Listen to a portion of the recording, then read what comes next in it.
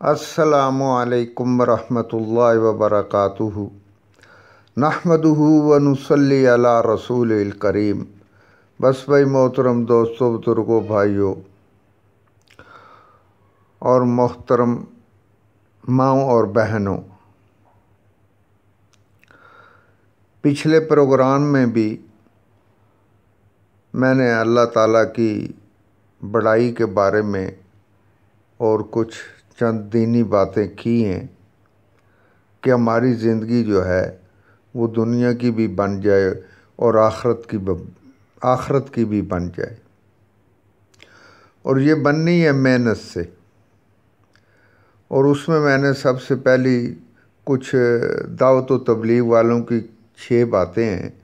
جن کا میں ذکر کرنا چاہوں گا، اور موٹا موٹا میں آپ کو بتا دیتا ہوں کہ ان کا مقصد کیا ہے۔ کیونکہ ہمارے کچھ بندے، میں سعودیہ میں تھا تو مولانا مکی صاحب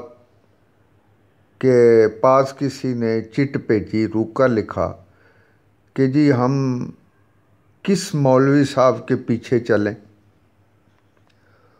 کوئی مولوی صاحب کچھ کہتا ہے، کوئی مولوی صاحب کچھ کہتا ہے، کوئی کچھ کہتا ہے، ہمیں سمجھ نہیں آتی۔ یہ جو چیزیں ہیں نا، یہ بہانے ہیں دین کے اوپر نہ چلنے کے، دین کی طرف نہ آنے کے بہانے ہیں کہ ہمیں جی سمجھ نہیں آتی۔ تو مولانا مکی صاحب نے جواب دیا کہ بھائی صاحب، اگر آپ لوگوں نے گھڑی خریدنی ہو راڈو تو 20 آدمی سے مشورہ کرتے ہو کہ یار میں غلط نہ لے لوں، مجھے جو ہے وہ صحیح چیز ملے، تو کتنے آدمیوں سے مشورہ کر کے آخر آپ کو وہ صحیح چیز مل جاتی ہے۔ تو انہوں نے کہا کہ اسی طرح آپ محنت کوشش کریں تو کوئی قرآن حدیث والا مولوی آپ کو مل جائے گا، کیونکہ تلاش کرنے سے چیزیں ملتی ہیں۔ اور پھر انہوں نے یہ بھی کہا کہ دیکھو، جن چیزوں میں علماء کے آپس میں اختلاف ہیں ان کو چھوڑ دو، اور جن میں ان کا اختلاف نہیں ہے، مثلا نماز میں کسی مولوی کا اختلاف نہیں ہے، سب کہتے ہیں نماز پڑھو، ہاں سب مولوی کہتے ہیں کہ سنت مبارک، داڑھی مبارک رکھ لو، اس میں کسی کا اختلاف نہیں ہے۔ قرآن کی تلاوت کرنے میں کسی کا اختلاف نہیں ہے، روزے رکھنے میں کسی عالم کا اختلاف نہیں ہے، اور کتنے حج کرو، زکوٰۃ دو، صدقہ خیرات کرو، کسی عالم کا اختلاف نہیں ہے اس میں۔ تو دین کی جن باتوں میں اختلاف نہیں ہے وہ تم کر لو، اور جو اختلاف والی ہیں وہ پھر علماء آپس میں بیٹھ کے حل کر لیں گے۔ تو اس لیے جو چیزیں اختلاف والی نہیں ہیں ہم ان کو تو مانیں، ان کو تو تسلیم کریں کہ ہاں بھائی یہ چیز اختلاف والی نہیں ہے، اس کو ہم کر لیتے ہیں۔ تو وہ یہ فرماتے ہیں کہ اصل میں یہ وہ لوگ باتیں کرتے ہیں جو دین کے مطابق اپنی زندگی کو بسر نہیں کرنا چاہتے، اپنی من مانی، اپنی مرضی کی زندگی گزارنا چاہتے ہیں، وہ لوگ ایسی باتیں کرتے ہیں۔ تو اس لیے دوستو، سب سے پہلی چیز جو میں نے پیچھے بات کی بھی ہے کہ اللہ کی ذات ہے، اللہ کی بڑائی ہے، اللہ کا خوف ہے، وہ دلوں میں آ جائے تو کوئی جرم آدمی کر ہی نہیں سکتا، کیونکہ اس کو پتہ ہے میں نے آگے جا کے حساب دینا ہے۔ تو سب سے پہلا جو ہے وہ دعوت و تبلیغ والے کہتے ہیں کہ لا الہ الا اللہ محمد الرسول اللہ صلی اللہ علیہ وسلم۔ اگر اس کی حقیقت ہمارے دلوں میں آ جائے تو کفر و شرک ختم ہو جائے، اور اگر نماز کی حقیقت آ جائے تو بے حیائی ختم ہو جائے۔ نمبر 3، علم و ذکر کی حقیقت آ جائے تو غفلت اور جہالت ختم ہو جائے۔ نمبر 4، اکرام مسلم کی حقیقت آ جائے تو دنیا سے ظلم ختم ہو جائے۔ اور اگر صحیح نیت یعنی خالص نیت سے اللہ کی رضا کے لیے کو عمل کیا جائے اور اس خالص اللہ کی رضا ہو، وہ اس کی حقیقت دل میں آ جائے تو ریاکاری ختم ہو جائے۔ اور اگر دعوت و تبلیغ کی حقیقت دل میں آ جائے تو بے دینی ختم ہو جائے۔ یہ چیزیں ہیں، یہ ایسی چیزیں ہیں کہ اس میں اختلاف نہیں ہے، اور ان چیزوں سے آدمی کی آخرت بنتی ہے، وہ آدمی پرسکون ہو جاتا ہے۔ وہ جس حال میں بھی ہے، جتنی اللہ پاک نے اس کو دولت دی ہے اس پہ وہ راضی ہو جاتا ہے۔ غریب ہے تو غریبی میں راضی ہے، امیر ہے تو امیری میں راضی ہے، اور اپنا مال جو ہے وہ آگے دے رہا ہے۔ جیسے سیدنا محمد صلی اللہ علیہ وسلم، سیدنا عائشہ رضی اللہ تعالیٰ عنہا نے ایک دفعہ بکرے ذبح کی اور صدقہ کر دیا، تو آپ صلی اللہ علیہ وسلم جب گھر آئے تو انہوں نے پوچھا کہ